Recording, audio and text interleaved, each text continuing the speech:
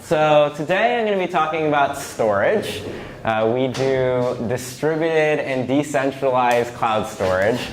That's a bunch of buzzwords for essentially allow people to rent out their extra hard drive space that they have on their computer. We pay them for it, and then we dump a bunch of data on there. We're really focused on developers because really those are the people who actually make the choices on where we store a lot of the world's data. And so we're all about building tools and libraries and ecosystems for them so they can build out all the cool applications that we use.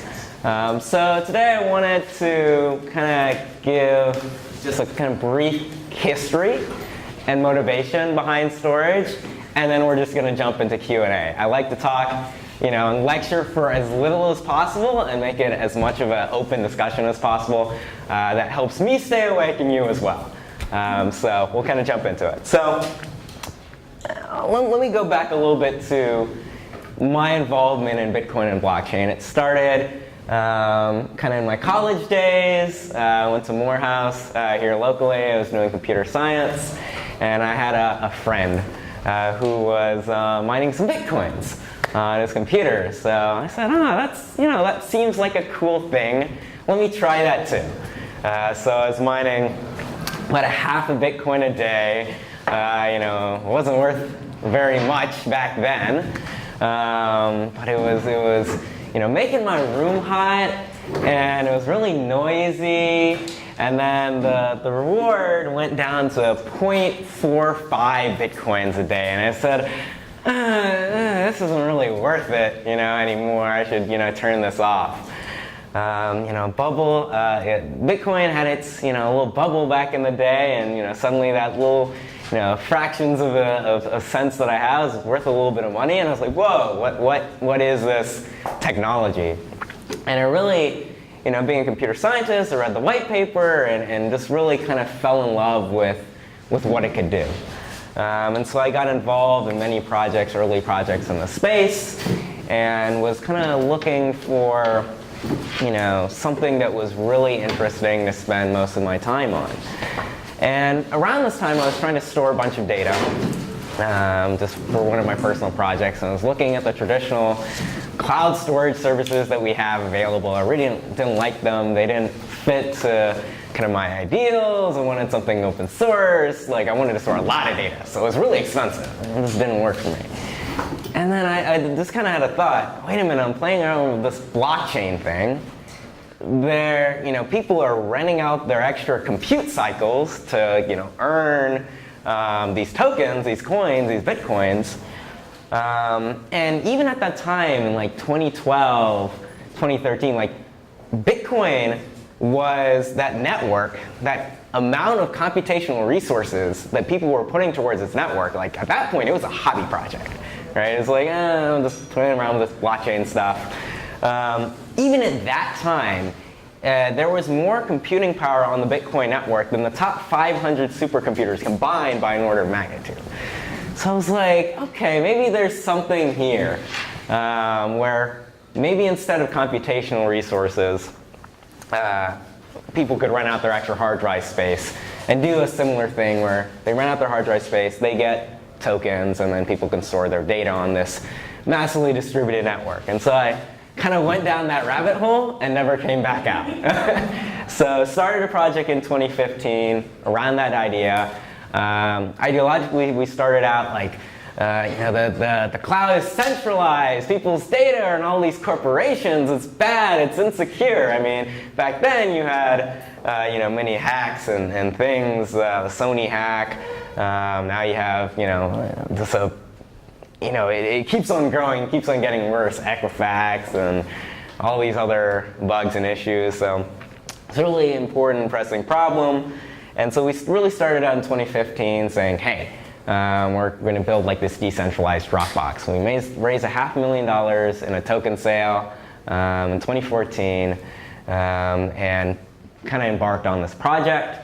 And we kind of came to the realization that, okay, as an open source project, that's all good and dandy. But really what we need is more focus, more tools. If someone's actually going to use this to store all their important data, they need to be able to pick up the phone and like yell at someone when they have an issue.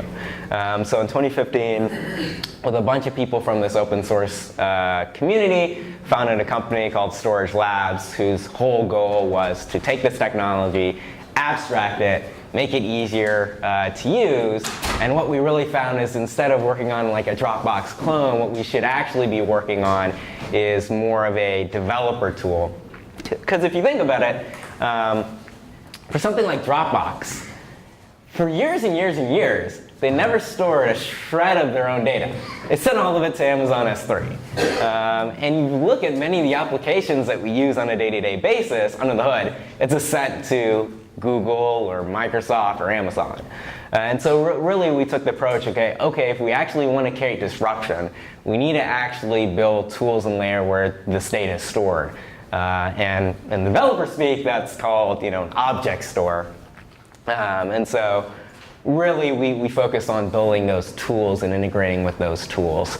So over the course from 2015 to 2017, we raised $3 million venture and built out this product for developers to use.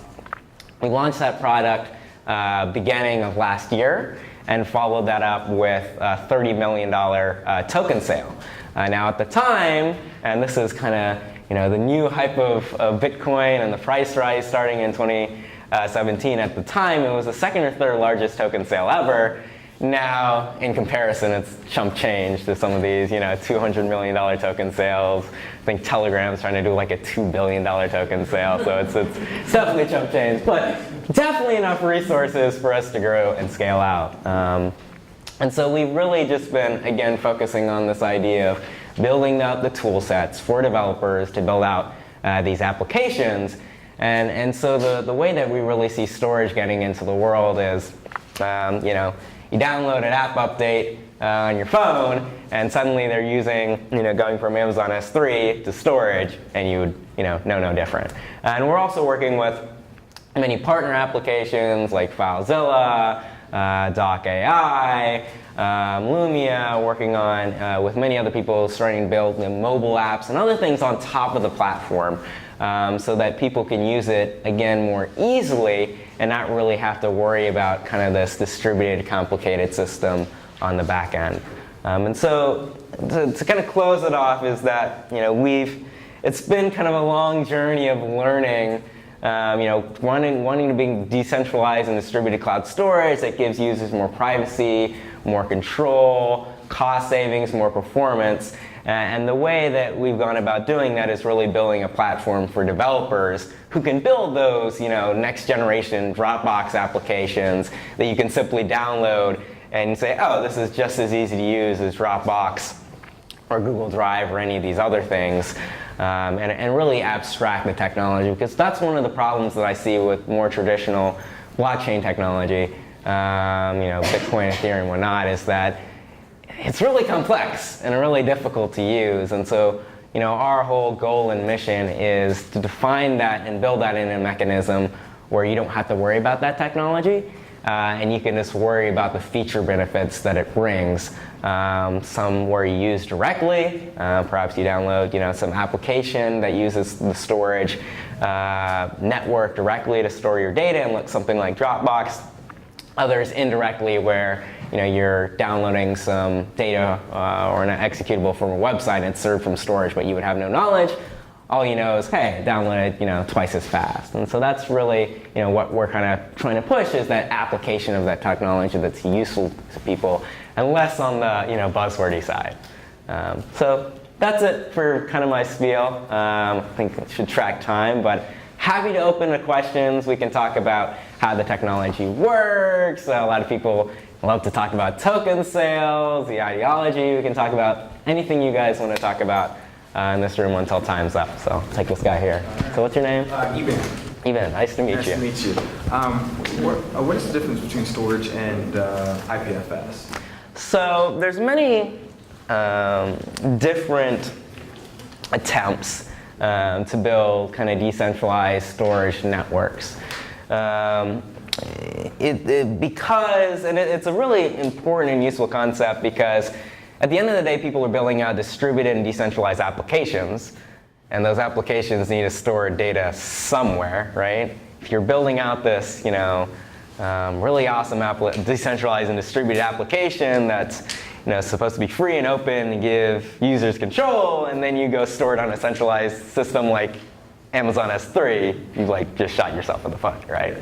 So IPFS is a really interesting way of saying, hey, we're storing data on these decentralized and distributed networks, so I can't necessarily go to, Amazon S3.com / whatever data.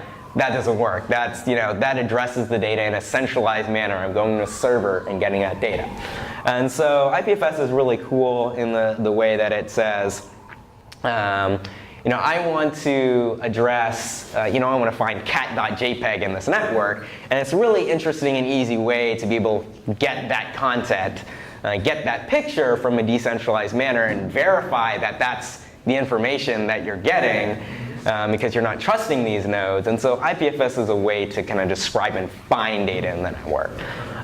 So it's a bit different because what we do is we also store that data and allow people to find it. Whereas IPFS is just about storing or finding that data, but there's no guarantee that if you store some data on IPFS that it will be gone, it will be there 5 minutes from now. And so the core difference is IPFS is a way to find or address data in these decentralized network, Storj a way to actually store and find that data, which is pretty important that if you store data on this network and you use it, that the data is going to be there 5 minutes from now. Okay. So there's actually could be use for integrating the two, because it is a really interesting way to address and find data in this network. Storj has an API. Yeah, we have an API and a protocol that you can use, and we've really, tried, to do our best to really abstract that so it's really simple. I mean, you can go on the website, download the tools, and actually the most recommended way I use to do that is use the FileZilla integration, where it's just you drag a file, it's uploaded, you drag it down, it's done. And then we also have command line tools to do that. So it's just about making it really simple and easy for people to do that. Awesome, thank you. More questions? I'll go back here. Go ahead.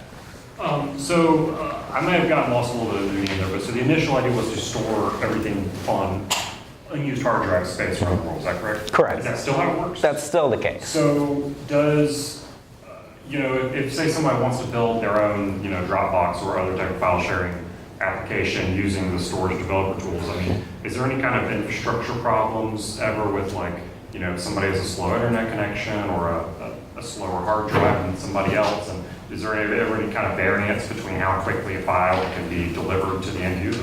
Yeah. So one common misconception that a lot of people think when they think decentralized cloud storage, people think, oh, you're storing it on a blockchain. And so I want to make sure that we can eliminate that point, is that we're storing on all many computers around the world. You can download the application on your computer when you get home tonight. Really easy to set up, and we essentially dump encrypted pieces of data on that and pay you for it. So kind of to your question, there's many nodes in this network, right? Some people are going to have very fast connections, and some people are going to have very slow connections.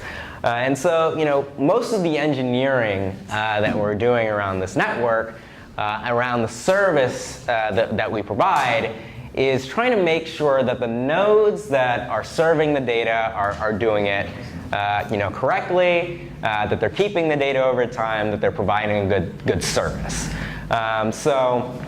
And that's inherently baked in some of the protocol, but it's also inherently baked into some of the tools that we have as well. And so the experience that you want to have is that the user, you store a cat picture on the network, and then us, the service, and the network is maintaining and making sure that that picture is stored redundantly on many PCs. If one goes offline, okay, let's replicate one of our other copies somewhere else.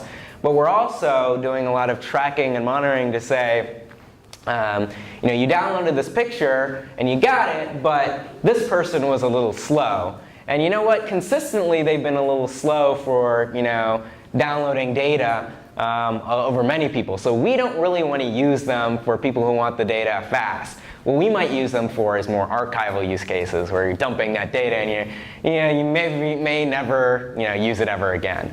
And there's statistics out there that of the data we store in the cloud, like 70% of it we never ever touch again. So there's a lot of data out there that we can store in like these slower nodes and most likely we'll never use again. So it's all about using the protocol and our service to store that data, but collect information and make sure that those peers that are storing the data are doing it correctly. If not, we need to move the data elsewhere or use them for other use cases that they may be able to use for. So does that answer your question? Absolutely, thank you. So is the data replicated in case someone's residing on like the laptop of a 15-year-old who takes it in the bathtub with them? So yes, the data is replicated, and we also use something called Reed-Solomon, which gives us the ability to partial recovery on files when other issues arise. So it's replicated about 6 times, and then we have an additional kind of recovery mechanisms on top. So that's like overkill from what like most services would have, but we really want to bump up those redundancies kind of in the early stages of the network. And then as we get more and more data and more confidence, then we can start to bring those numbers down. And that's one of the real kind of high-level benefits of the network. Because if you look at our traditional cloud storage services like at Amazon S3, you'll have times when someone will accidentally make a typo in a DevOps script, and it'll just happen to take off a quarter of most of the world's websites. That's what happened like 8 months ago.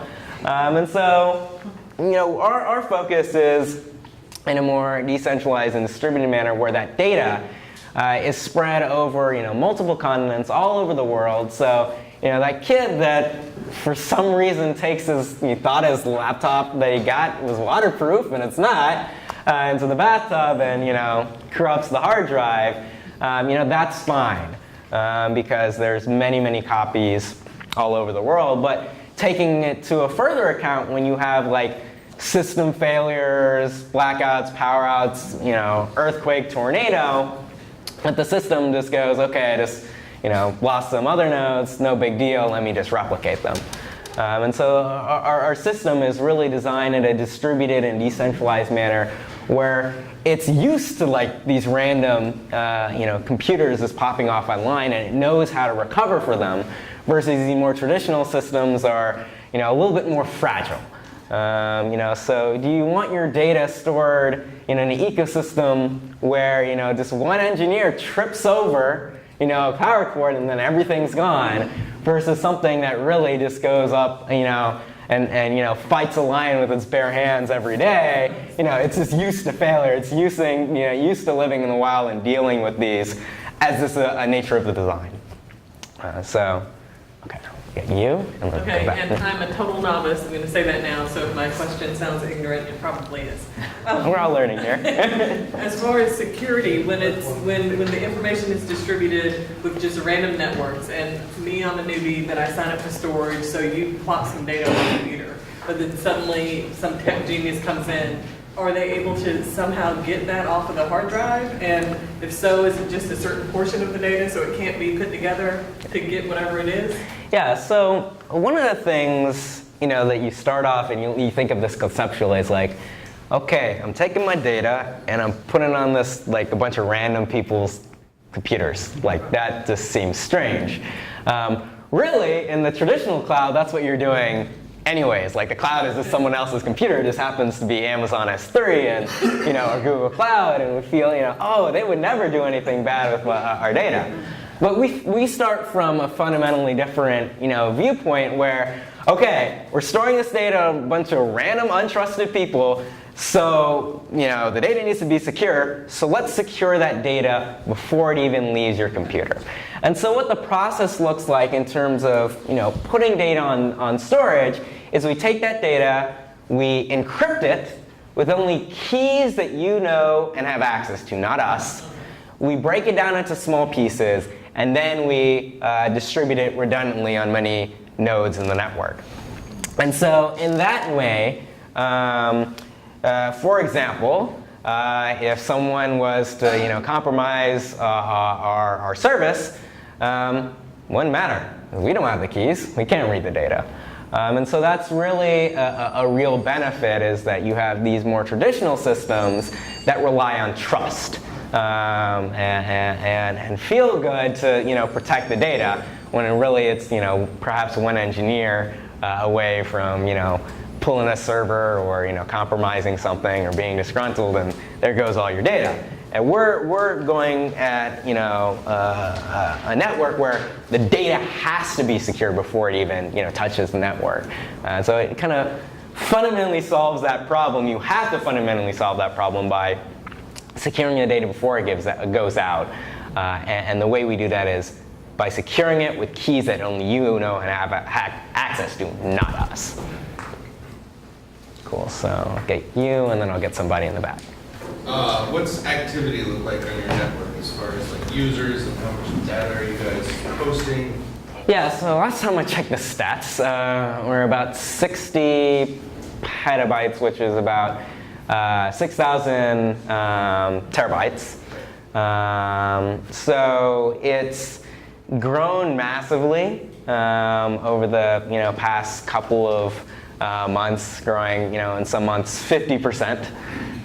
We have a lot of users on our network just kind of pounding and testing it out. A lot of our community members are really testing it out. And so actually we had an announcement recently that we're kind of learning from this, and we're saying there's some things in this network that we're going to have to kind of re-architect to go from petabytes of data on the network to exabytes of the data on the network. And this is something that all blockchain projects, I think, fundamentally are working on now and are solving, is this idea of scale. When it's a nice, manicured data center, and you can, and a little bit, what's going on and see everything, it's a little bit easier to manage and understand and scale, and add more servers. In these distributed networks where you have a little less, control, there's a lot of things that you have to do differently that you wouldn't do in a traditional system. Obviously, we talked about some of the benefits in terms of there's fundamental differences. Your data doesn't get hacked, right? Because it's not stored in a central location. There's better performance and privacy. It's scary, all these things, but there's some really fun engineering things that need to be built out. And so we're really focusing kind of in the new year on doing some of those architectural changes. Because if you look at a lot of these distributed systems, the ones that survive have been very iterative. So we're kind of entering into our third design phase, a third iteration of the network that really bring in some of those scale factors that we need to get kind of from the point we are now to the point where we start chipping away at some of these larger, exabyte already, cloud storage providers like Amazon, Google, and Microsoft. So. Cool. So how many paid users do you guys service currently? So right now we have about 60,000 API users. We have about a few hundred users that are paying. And we have many thousands of users that are kind of using the free service. So a lot of people are using it mostly for kind of the archival use case at this point. But we have partnerships with some larger clients, for example, FileZilla as the FTP client that's been around for quite a long time. And so these are integrations, partnerships that have millions and millions of users. And that's one of the things that we're really focusing on, those scale issues, because we know when those integrations and those partnerships go from beta to live, it's a wall of traffic. It's a wall of traffic. So we're really trying to take a careful, iterative approach. So when the network needs to go 2 orders of magnitude larger in the span of days or weeks, that we're ready for that inflow. I apologize for walking in after the presentation. All good. Do you have minimum requirements for systems, software that sits on your client that your systems are using? No, Or is it, just generic? Yeah, so we have people, from people who run a data center and have, racks of like high, powerful servers that they just have to have in the, back of the data center they're not really using on the network, to people who are running, the storage node on like, a $25 Raspberry Pi with a hard drive attached.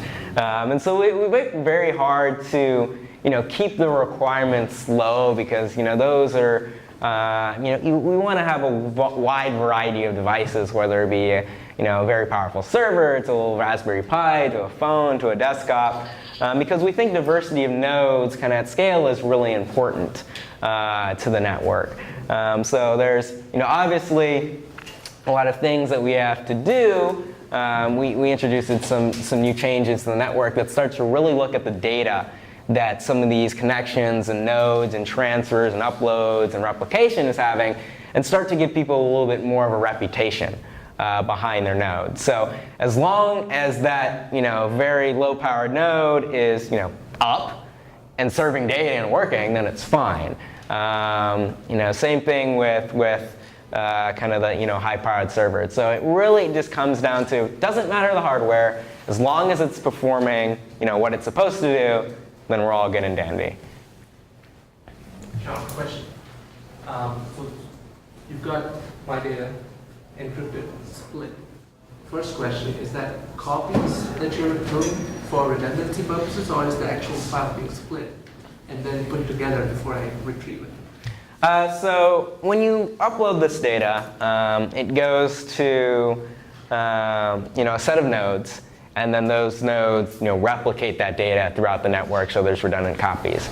Now, when you're retrieving that data, you're essentially taking a subset of all the data, just the amount of data that you need to bring that data back and reconstruct it on your computer so that you could read that file. So if I want to search, suppose I upload all my files, and I want to search, where does that search happen? At what level does that? So that search happens at the application level.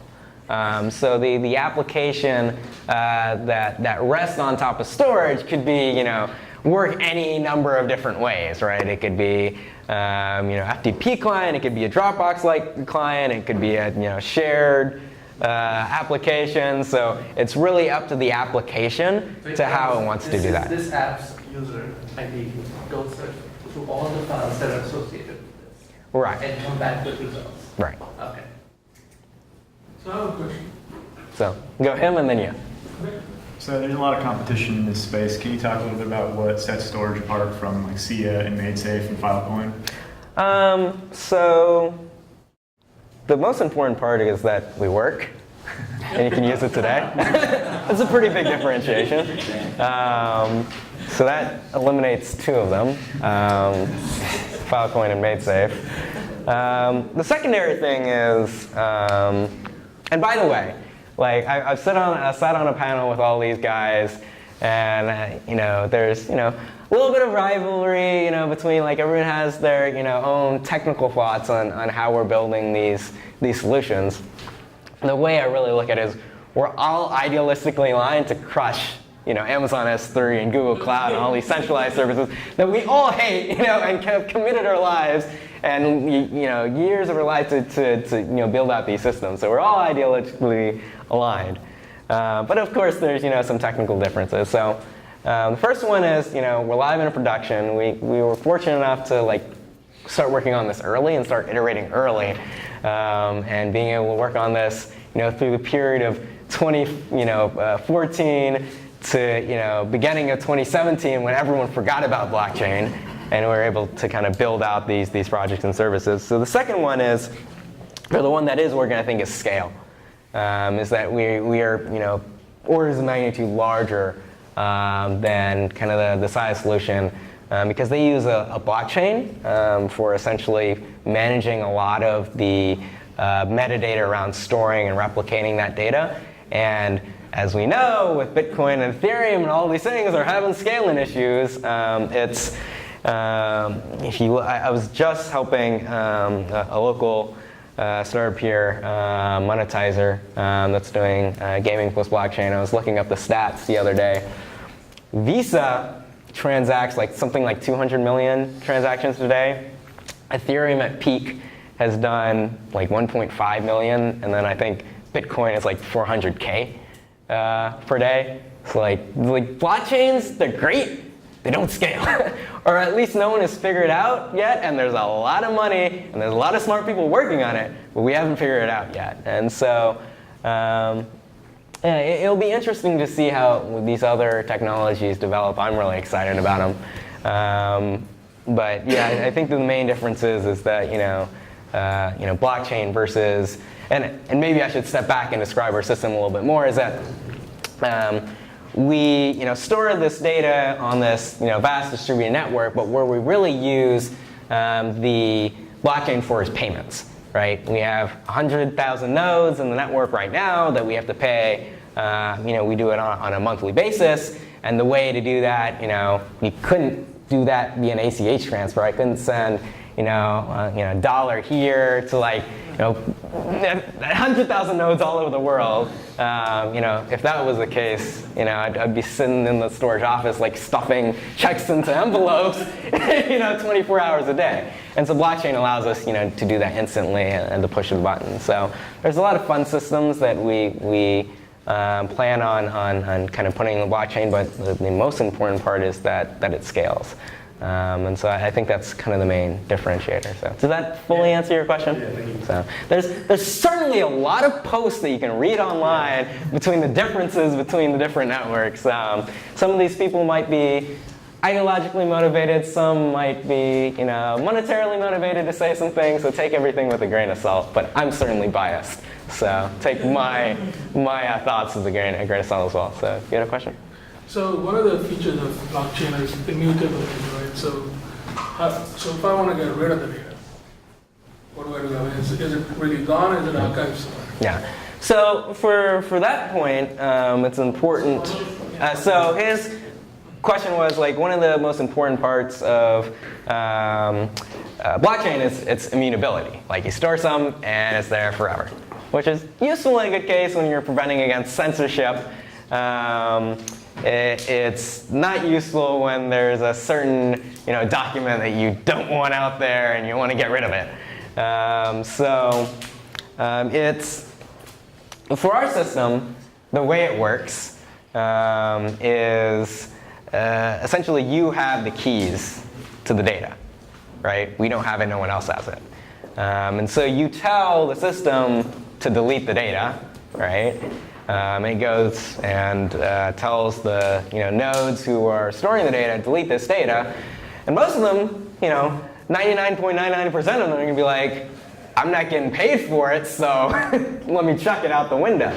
The secondary thing is, if there's no real guarantee that the data is deleted, but if you deleted the keys, well, you've thrown away the key to the lock, so no one can access that data. And most likely that data is going to get, again, deleted very quickly because no one has an incentive to store it. So for that. So a follow-up question to that is can that, wherever the data is stored, can it be traced back to the owner? By a third party? Depends on what you're trying to do. If you're Edward Snowden, trying to store, emails and classified stuff that you want to leak to the world, then you should probably be uploading the storage via a VPN or Tor. And so that's really on the user level to take additional protections into uploading and using the network or just uploading and using the internet. For the other point is that we really take a view of giving the user as much privacy and security as possible, as reasonably possible. And so we try to store, and have on the network as little information and metadata, only what's necessary to retrieve the file. So there, for that, there are areas where the user needs to take steps to protect themselves if they're, again, like Edward Snowden or super spy or something like that. For some other applications, if you're just adding a cat picture to the network, it's fine. So it really depends on what you're trying to do and what your adversary is that you're trying to defend against. Are you profitable? Not yet. Hope to be. I think the only blockchain businesses that I've seen that are very profitable are like ATMs, Bitcoin ATMs. There's a very small subset of Bitcoin companies that are actually profitable. Probably less than 1% if I was to average a guess. One last question. If you could start over, what would you do differently? Whew. I don't know. It's been a fun ride. I think focus a little bit more on scale, because it's important. It's very important. I think a lot of people, everyone in the ecosystem is finding out that now. Very ideologically, we're going to build this stuff. Oh wait, there's a lot more work we need to do to support the number of users that we want. So you and then you. Yeah, I was just wondering what your pricing would be about for users. Like, say I want to store a terabyte worth of data. What It's half off of Amazon S3 right now, pretty much, yeah. So you kind of just go off Amazon. Yeah, we just want to take that. What should our pricing be? I don't know. Take Amazon's, cut it in half, done. So we might be more aggressive in the future, but that's what it is right now. The difference is you can actually use Storj token right now to pay for service. So you can run Storj share, earn Storj token, put it right back in the service, and technically it's free. Can't do that with Amazon. So. Wait, Sean, can I add to that? Oh, sure. Here's Nadine, our developer evangelist. So. Hey guys. So also with something about Amazon is that a lot of their pricing are geo-specific. So uploading to somewhere in Europe or Africa might cost more depending on that. An arm and a leg more. Yeah, and so there's bandwidth, there's different regional aspects of pricing associated with Amazon. And I think with Storj is that we're going to try to make it as easy as possible because we're doing calculations and trying to figure out how much something is going to cost in Amazon. I mean, you're going to have to do some serious calculations. And it's not very clear. The website is kind of ambiguous. And so our goal is to make pricing as affordable and as easy to understand so you don't have to do all those calculations. And it's not regional specific. So I have two questions. The first question is that I'd love to understand what is the bottleneck. Is that getting the actual node or getting the customer? And the second question I have is that, and it's no offense on that, but if one day there's a big problem and your company goes to bankrupt, can the customer retrieve the data, and how is it something that you've thought about? I'd love to understand that. Yeah, so your first question was on... What's the bottleneck? Getting bottleneck, yeah. Or getting actual nodes? How much time do we have left? You got a couple minutes. I just love how I walk in here and you're close. You got a couple more minutes. Lunch is in about 3 or 4 minutes, so. Oh, we don't want to miss that. So okay. So bottleneck. So for some reason, it's really easy to be able to convince people that they can rent out their extra hard drive space. That they're not getting any money for anyway by just downloading an application in a few fields and hitting go. So that's really easy to get a lot of people on the network, and we have a large supply of users doing that. So the flip side of that is a lot more difficult. Is going against kind of this incumbent like Amazon that has this 10-year plus history of tools and ecosystems that we need to match. You wonder why we did, a token sale raise $30 million and, have doubled our team and hiring a bunch of developers to really build out those tool sets. And so that's really our focus is building those tool sets and those libraries that people need to provide tools that how they're used to integrating data into these platforms. And so that's our focus, is to build those out, and that's where a lot of the bottleneck is. But we found that as we build out these tools and applications, there's almost kind of an exponential effect, right? We make we partnered with FileZilla, and we needed to make a technical integration. So we built a C library to do that. And we turned out, oh, this C library is better than the JavaScript library that we wrote. And wait a minute, because of the way C works, we can actually just attach all these other languages. So we can attach JavaScript, we can attach Ruby, Go, Java, all these things to the C library, and just eliminates 80% of the work that we'd have to do to build out each one of those individually. So we're really working on building those tools and increasing the momentum to catch up to those kind of more incumbent providers. And then your second question was on the if we go away. So yeah, that is kind of, I think, the litmus test for any project. And that's one that we hope to kind of address in the next couple of months, is that in our service right now, there are points where it works fine, but other points that if billing fell over, we went bankrupt or whatever, which would be hard to do. But there were certain parts of the network that would degrade pretty quickly. That's true for pretty much any project in the space. And so we're really focusing on moving as much of those components as we can to the network that handles it automatically. And so we pass that litmus test of everyone in the storage company gets kidnapped or disappears and goes on vacation. The network performs fine. Things continue to happen. The perfect example of these are these networks like Bitcoin, right? Satoshi disappears. That sucks, but everything continues in normal, and that's really the point that we want to get to, and that is one of our goals. So I think we have one more question, and then we have to do lunch. Yeah, so how do you manage your kind of utilization in respect to the total capacity you might have at any time? That's obviously probably very fluid on the side of people providing their own decentralized storage, but then also your clients' needs. I mean, that can fluctuate. How do you manage that capacity utilization? Yeah, so it's an open market, right? People can join if they want. And if some are super happy and dandy, and others are not, they leave the network. So it's really just an open market, and we have, again, much more supply than we possibly could use.